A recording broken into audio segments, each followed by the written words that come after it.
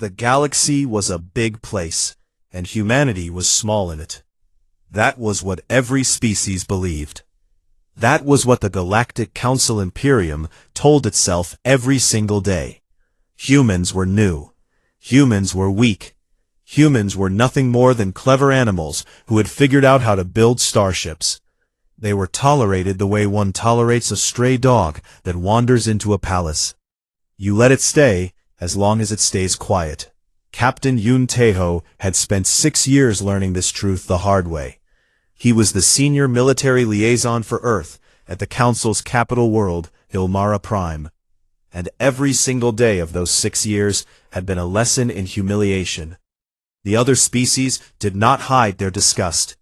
They called humans short-lived, emotional, and biologically inferior. In council meetings, human representatives were given seats at the very back of the hall, behind species that had joined centuries after Earth. When Teho walked through the corridors of the diplomatic quarter, alien officials would step aside, not out of respect, but the way one steps around something unpleasant on the ground. He had learned to keep his face empty. He had learned to swallow his pride like bitter medicine. That was what the job demanded. His second-in-command, Lieutenant Kong Jisoo, was younger and had not yet learned this skill. She still flinched when council officers made jokes about humans in front of them. She still clenched her jaw when their requests for fair trade agreements were denied without explanation. Teho admired her fire, but he also worried about it. Fire was dangerous in a place like this. On the morning of what would later be called the darkest day in human history, Teho was in his office reviewing trade documents. It was boring work. The kind of work that made him forget he had once wanted to explore the stars. Jisoo burst through the door without knocking, and the look on her face told him that something had broken inside her. She said only 2 words: the feed. He turned on the relay screen. Every screen in council space was showing the same thing, a live broadcast, pushed through every network, every channel, every frequency. It was impossible to miss. Someone wanted the entire galaxy to watch. The feed showed a planet, a blue and green world with white clouds and wide oceans. It looked like Earth, and for one terrible second, Teho thought it was Earth. But then he saw the landmass shapes, and he knew. It was New Busan, a human colony world in the outer spiral arm. A farming planet, a peaceful place where 1.2 billion people lived simple, quiet lives. Families, children, old people tending gardens, schools full of laughing kids. The Council's 3rd pacification fleet hung in orbit above it like a crown of metal thorns. Hundreds of warships, each one larger than anything humanity had ever built, aimed their weapons downward. And then they fired. The first volley hit the largest continent. Teho watched as a city of 40 million people disappeared in a column of white fire that reached from the ground to the edge of the atmosphere. The shockwave flattened everything within 1,000 kilometers. Forests turned to ash. Rivers boiled and vanished. The ground itself turned to glass. The second volley hit the southern hemisphere. 3 more cities, gone. 60 million people erased in the time it took to draw a breath. They kept firing, continent by continent, city by city. The oceans began to steam. The atmosphere filled with smoke and dust until the planet looked like a dying ember. The feed showed close-up shots from drones flying low over the surface. Teho saw buildings melting. He saw roads buckling and cracking. He saw shapes on the ground that might have been people, and then they were nothing at all. The whole thing took less than 2 hours. 1.2 billion human beings, gone. When it was over, the face of High Arbiter Vostrin appeared on screen. He was a cherith, a tall insectoid species with black armor-plated skin and cold, multifaceted eyes that showed no feeling. He was the highest authority in the council, and he spoke with the calm of someone ordering a meal. He said that the human colony of New Busan had violated Expansion Statute 771. a law that limited how far primitive species were allowed to spread. He said that the punishment for this violation was total cleansing. He said that no warning had been given, because primitives did not deserve warnings. He said that this action had been approved unanimously by the Council's inner circle. He said that humanity should accept this lesson and be grateful that only one world had been chosen. Then the feed ended. Taeho's office was silent. Jisoo stood beside him with tears running down her face, but she made no sound. In the corridor outside, he could hear other human staff members. Some were crying, some were screaming. One was punching a wall over and over until his knuckles bled. Taeho felt something cold settle into his chest. It was not grief. Grief would come later, he knew. It would come in the dark hours of the night, when he was alone and there was nothing to distract him. What he felt now was something older and deeper, something that lived in the bones of every human being, passed down through thousands of years of war and survival and loss. It was the feeling that came before a storm. He stood up. He straightened his uniform. He looked at Jisoo, and his voice was very quiet and very steady when he spoke. "Get me Earth." Jisoo wiped her face and nodded. She opened a secure channel to the United Earth Parliament. Priority 1, no encryption delay. The connection was instant. On the other end, Taeho could hear chaos. Voices shouting, alarms blaring, the sound of a civilization learning that over 1 billion of its children had been murdered on live broadcast for the entertainment of the galaxy. But when President Baek Soo-jin came on the line, her voice was calm. Calm like the center of a hurricane. Calm like the moment before an earthquake. "Captain Yoon," she said, "I have seen the broadcast." "Madam President," Taeho said, "what are your orders?" There was a pause, a long one. And then Soo-jin spoke 3 words that would change the galaxy forever. "Bring them home." Every human ambassador, every trader, every scientist, every worker stationed anywhere in Council space received the same order within the hour. Come home. Come home now. Leave everything behind. The lights in every human embassy across 1,000 worlds went dark at the same time. The galaxy had made its move. Now, it was Earth's turn. The United Earth Parliament met in full session for the first time in 40 years. Every seat was filled. Every screen was watched by billions. And for the first time in the long and noisy history of human politics, there was no argument. No one shouted. No one disagreed. No one played games or scored points or tried to look good for the cameras. The chamber was filled with a silence so heavy that it pressed against the walls like water against a dam. President Baek Soo-jin stood at the podium. She was a small woman with short gray hair and dark eyes that looked like they had been carved from stone.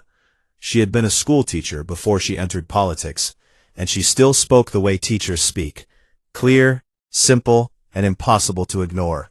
She did not raise her voice. She did not need to.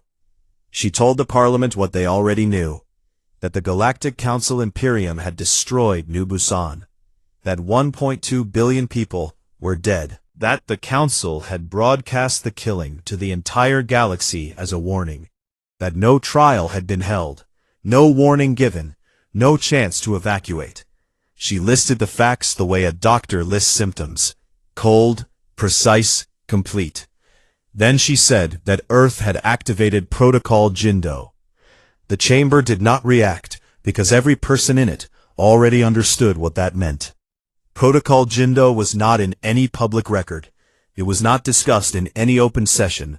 It existed only in sealed files that required the combined authorization of the President, the Defense Minister, and the Fleet Admiral to open.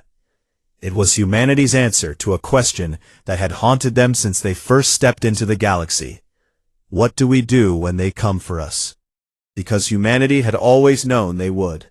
From the very first day humans sat in the back of the council chamber and felt the contempt of 1,000 older species, they had known. The galaxy did not respect newcomers. The galaxy ate them. And so, quietly, carefully, and with the patience of a species that had survived ice ages and world wars and plagues, humanity had prepared. Admiral No Hayek received the Protocol Jindo activation order at his home on Jeju Island, where he had been retired for 3 years. He was 74 years old. His hair was white. His left leg was stiff from an old injury he got fighting pirates near the Kessler Belt. He walked with a slight limp, and he spoke slowly, and he looked like someone's grandfather, which he was. He had 4 grandchildren, and the youngest had just turned 6.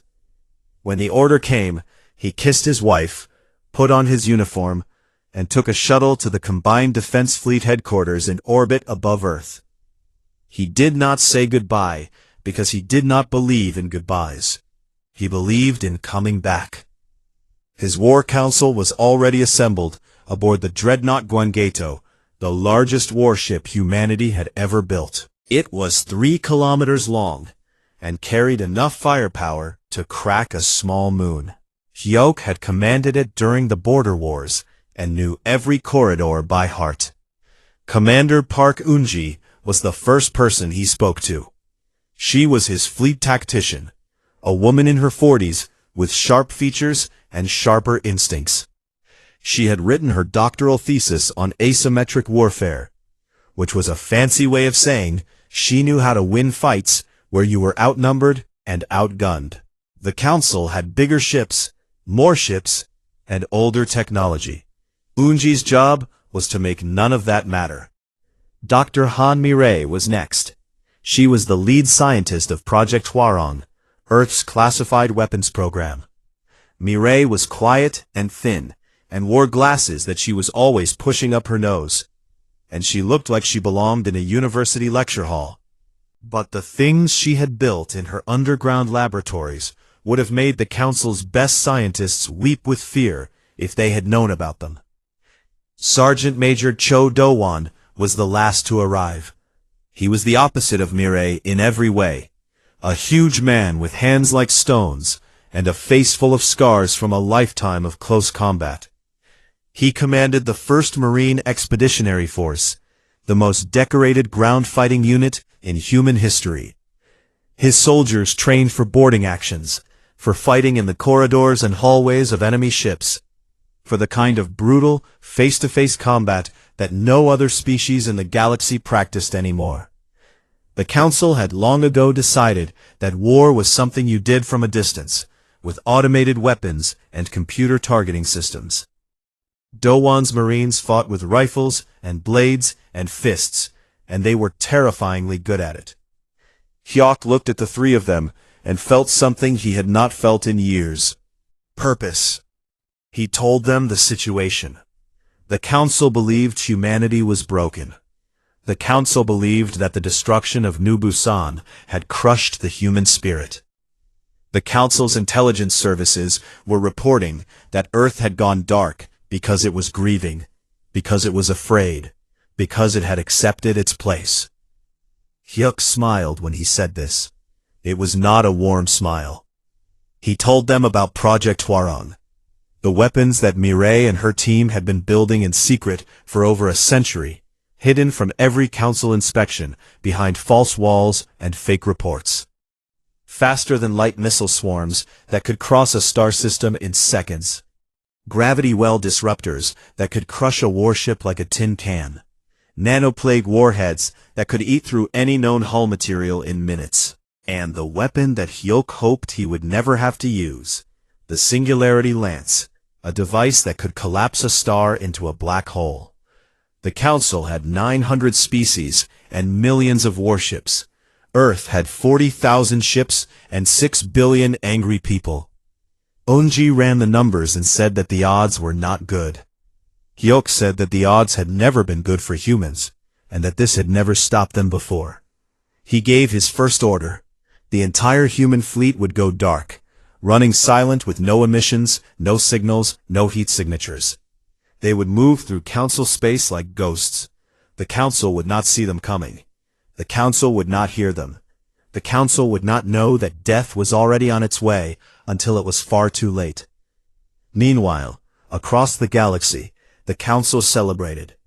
High Arbiter Vossrin gave speeches about the successful taming of the human species. Council news networks ran segments about how the primitive apes had crawled back to their little planet to cry.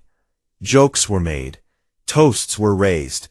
The officers of the Third Pacification Fleet received medals for their bravery in destroying an unarmed farming world. None of them noticed the silence. None of them understood what it meant. Because humanity was not grieving.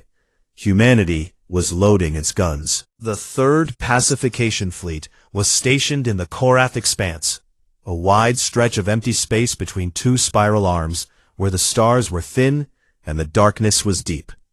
It was a good place to hide a fleet, or so the Council believed. The 12,000 ships of the Third Fleet hung in formation like a wall of metal, their running lights blinking in the void. Inside those ships, officers drank and laughed and told stories about New Busan. They showed each other clips from the broadcast. They made bets about which continent had burned the fastest. They called themselves heroes.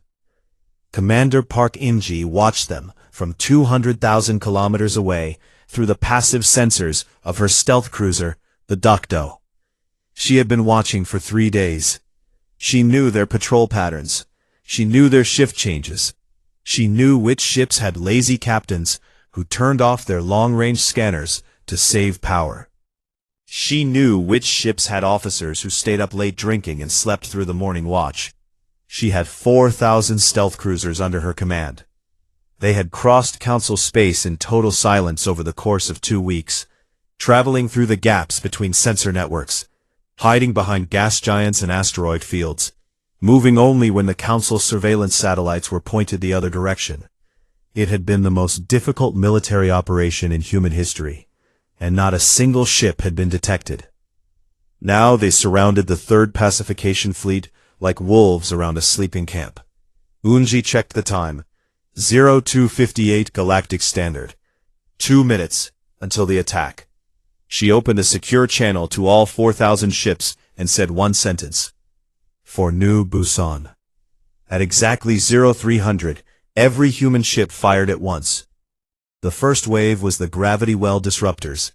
These weapons created tiny pockets of intense gravity that crushed anything caught inside them.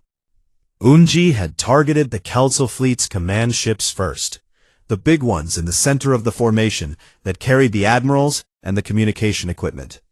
26 command ships were crushed into balls of twisted metal before anyone on the Council side even understood they were under attack. The second wave hit 4 seconds later, faster than light missile swarms, thousands of tiny warheads that jumped through space faster than light and arrived at their targets before any defense system could react. They struck the engine sections of the outer ring ships, crippling them instantly. Ships that could not move, could not run. Then came the nanoplague warheads. These were Mirai's most terrible invention. Each warhead carried billions of microscopic machines that ate through hull plating the way acid eats through paper. When a nanoplague warhead hit a ship, the hull simply dissolved. Atmosphere rushed out. Crew members were pulled into the vacuum. Some ships broke apart in pieces. Others just melted, their proud shapes becoming shapeless lumps of dissolving metal drifting in the dark. The Council Fleet tried to respond. Some ships managed to fire back, but they were shooting blind. Human stealth cruisers were invisible to their sensors. Their weapons hit nothing but empty space. Some ships tried to jump to faster-than-light speed and escape, but Unji had planned for this too. Her ships had deployed gravity anchors, devices that created a bubble of distorted space that made faster-than-light travel impossible within a large area. The Council Fleet was trapped. Some ships tried to send distress signals, jammed. Every frequency, every channel, every method of communication was blocked by human electronic warfare systems that were decades ahead of anything the Council had ever seen. 11 minutes after the first shot was fired, The Third Pacification Fleet ceased to exist. 12,000 ships, gone. The Korath expanse was filled with nothing but debris and silence, and the cold glow of dying fires. Unji sat in her command chair and felt nothing. She had expected to feel satisfaction, or rage, or some kind of dark joy.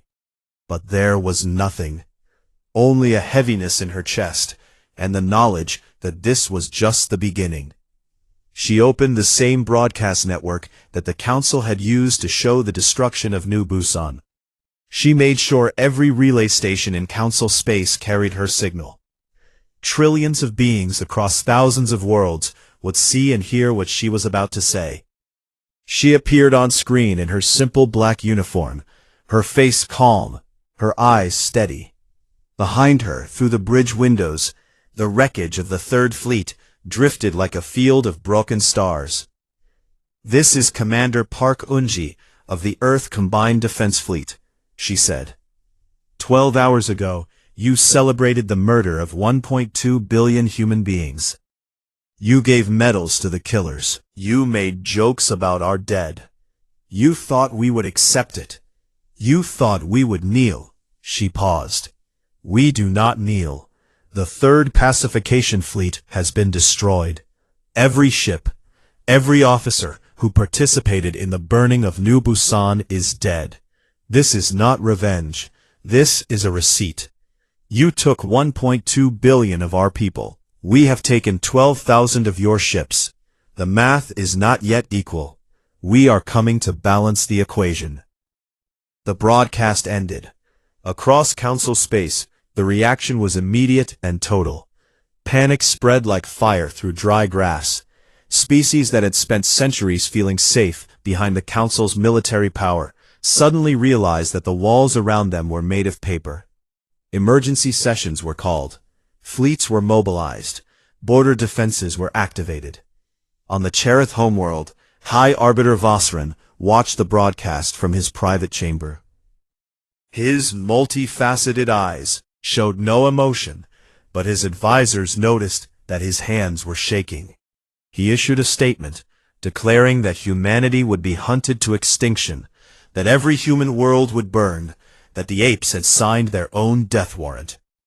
But his voice cracked when he said it, and everyone who heard him knew the truth. The galaxy's most powerful leader was afraid, because for the first time in his long life, Vosran understood something that every prey animal in the universe learns sooner or later.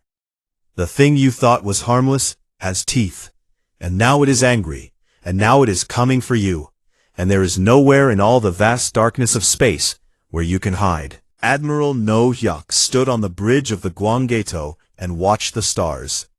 Ahead of him, stretched across the blackness of space like a river of steel, was the full strength of the Earth Combined Defense Fleet.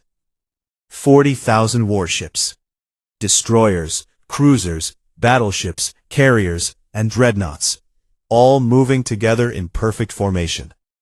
Each one was crewed by men and women who had volunteered for this mission, knowing they might not come back. There had been no shortage of volunteers. There had been lines that stretched for kilometers. Hyuk had fought in many battles in his long career. Small ones mostly, border skirmishes with pirate clans, a few engagements with hostile species that had wandered too close to human territory. He had always won, but those had been small victories against small enemies. This was something else entirely. This was a war against the largest military alliance in galactic history. This was humanity against everyone. The first target was Ilmara Gate, the heavily fortified choke point that controlled access to the Council's core worlds. Whoever held Ilmara Gate held the key to the heart of Council space. The Council knew this, and they had gathered everything they had to defend it. 200,000 ships from 14 different species formed a wall across the gate. It was the largest fleet ever assembled in the history of the galaxy. Warships, the size of cities, hung next to each other in rows that stretched for millions of kilometers. Behind them, the Council had placed minefields, weapons platforms, and automated defense stations. They had spent 3 weeks building this defense while humanity was still approaching, and their commanders believed it was unbreakable. Hayok looked at the tactical display and counted the enemy ships. He turned to Unji, who stood beside him. "How many?" he asked. 212,000 confirmed, Unji said. 5-1 against us. Hayok nodded slowly. "What do you think?" Unji did not smile, but something flickered in her eyes. "I think they should have brought more." The Battle of Ilmara Gate began at dawn, Galactic Standard Time. Hayok did not start with a clever trick or a surprise attack. He simply ordered the entire fleet forward at full speed, straight into the teeth of the enemy defense. The Council commanders could not believe it. No sane species would charge directly into a force 5 times their size. It had to be a trick. They hesitated, waiting for the real attack, the flanking maneuver, the hidden force. There was no trick. Humans did not need tricks. They needed rage, and they had more than enough. The two fleets collided like two waves smashing together. The space between them, filled with light and fire and death. Council ships fired everything they had. Plasma cannons, particle beams, guided torpedoes, and human ships died. Dozens of them. Then hundreds. But for every human ship that fell, 3 Council ships were torn apart by weapons they had never seen before. Dr. Han Mireille sat in the Weapons Control Center, deep inside the Guangato, and fed targeting data to the fleet. Her gravity well disruptors reached across the battlefield and grabbed entire squadrons of Council ships, pulling them together and crushing them into compressed balls of metal and fire. Her nano-plague warheads floated through the enemy formation like invisible clouds, and every ship they touched began to dissolve from the outside in. Crews had seconds to realize what was happening, before their ships fell apart around them. But it was the Marines who broke the enemy's spirit. Sergeant Major Cho Do-won led the 1st Marine Expeditionary Force in the largest boarding action in military history. 2,000 Marine assault shuttles launched from human carriers and slammed into the hulls of Council command ships. The Marines cut through armored hulls with breaching charges and plasma cutters, and then they poured inside. The Council had not fought a ground war in centuries. Their soldiers were trained to operate automated weapons systems, not to fight face-to-face. When Do-won's Marines came screaming through the corridors of their ships, firing rifles and swinging combat blades, the Council crews broke and ran. They had never seen anything like it. They had never imagined that any species would choose to fight this way, up close, in the dark, covered in blood and smoke, with nothing between you and the enemy but the length of your arm. Do-han himself led the breach of the Cherith flagship, Dominion of Law. He fought through 16 decks, room by room, corridor by corridor. His armor was cracked in 3 places. He had taken a burn across his left shoulder that went down to the bone. He did not stop. When he reached the bridge, the Cherith Admiral was waiting with a ceremonial blade, ready to die with dignity. Do-han knocked the blade from his hand, grabbed him by the throat, and forced him to his knees in front of the communications console. "Broadcast your surrender," Do-han said. "Now." The Admiral did.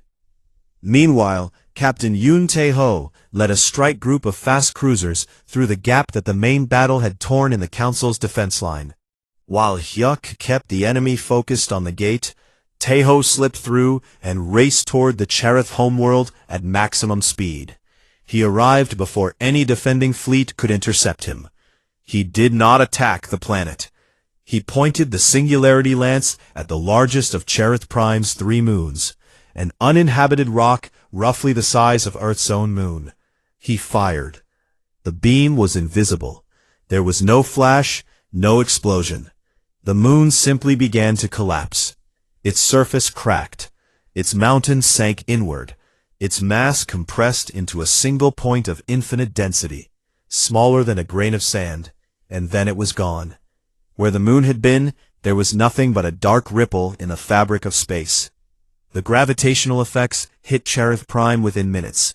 Tidal forces that had been stable for billions of years suddenly shifted.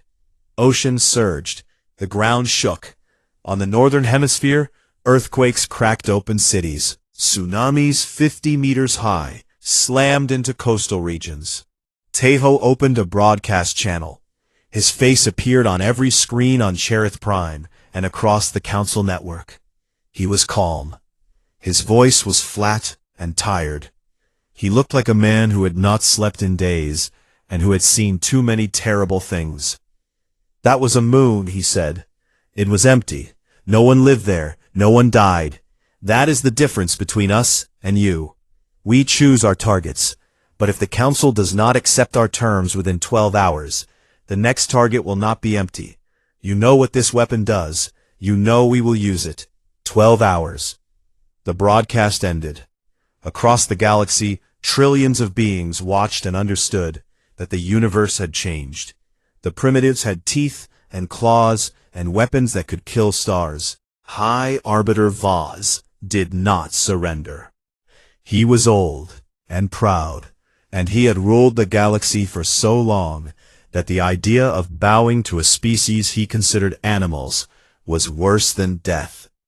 He locked himself inside the Council Citadel on Ilmara Prime, a fortress that had stood for 10,000 years, and he gave what he believed would be his greatest order. Every remaining Council fleet, every warship from every species that still answered his call, would converge on one target. Not Tejo's strike group, not the human fleet at Ilmara Gate, Earth itself, the human homeworld, the beating heart of the species that had dared to challenge the natural order of the galaxy. If he could not win the war, he would kill the world that started it. The Council's retaliatory armada was not as large as the fleet at Ilmara Gate. Too many ships had been lost. Too many species had quietly pulled their forces back and locked their borders, unwilling to die for a war they no longer believed in. But it was still a fearsome force. 30,000 warships, drawn from 8 species, jumping through space toward the Sol system at maximum speed. Their orders were simple. Burn Earth the way Earth's colony had been burned. Kill everything. Leave nothing alive. President Baek Sujin received the intelligence report in her underground command center beneath the mountains of Gangwon Province. She read it once, set it down, and poured herself a cup of tea. Her hands did not shake. Her advisors watched her with wide eyes, waiting for panic, waiting for orders to evacuate, waiting for something. She took a sip of tea and looked at them the way a teacher looks at students who have not studied for an exam. "Did you think," she said, "that we did not plan for this?" She gave the order to activate the Sol defense grid. This was humanity's deepest secret, deeper than Project Hwarong, deeper than the Singularity Lance. For over 100 years, while human diplomats smiled and bowed and accepted their seats at the back of the Council chamber, human engineers had been building. They had hollowed out asteroids in the Kuiper Belt and filled them with weapons.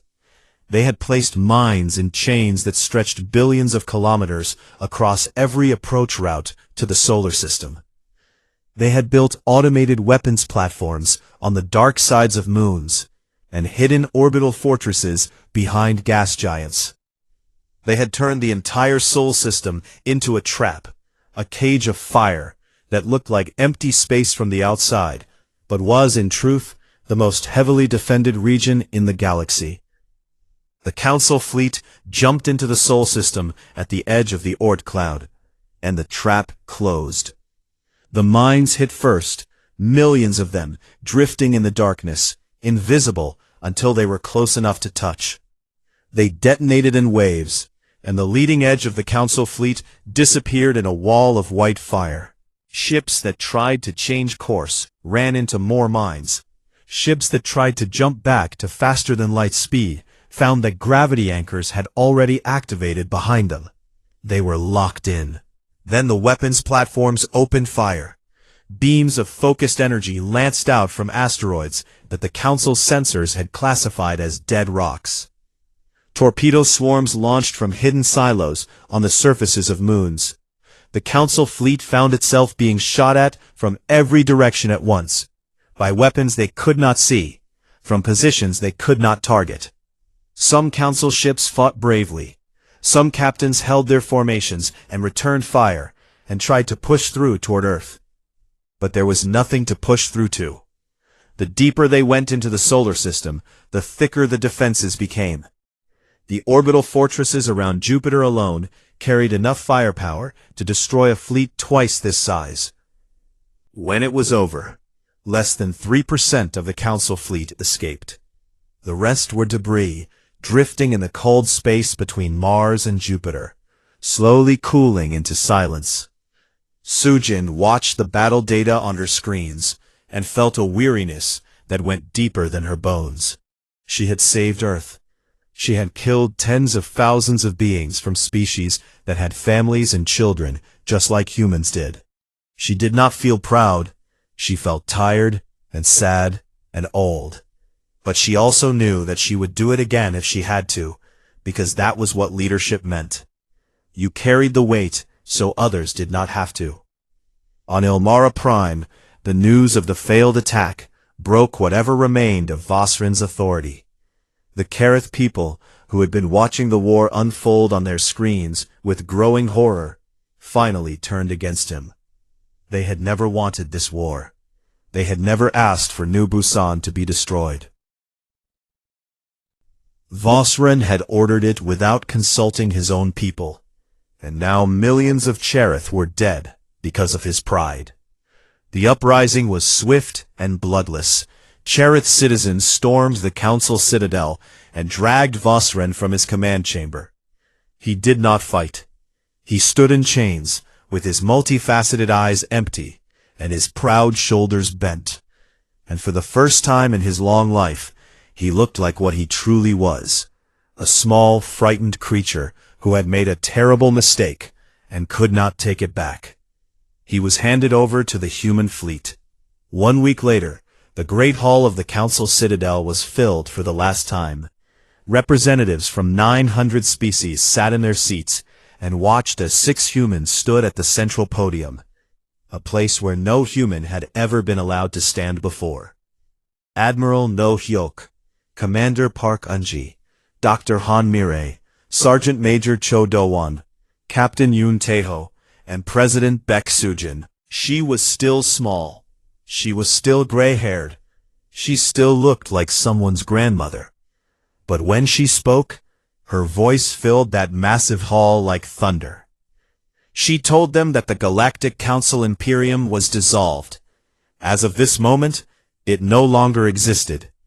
In its place, a new body would be formed, the Galactic Assembly, where every species, no matter how old or how young, how powerful or how weak, would have an equal voice.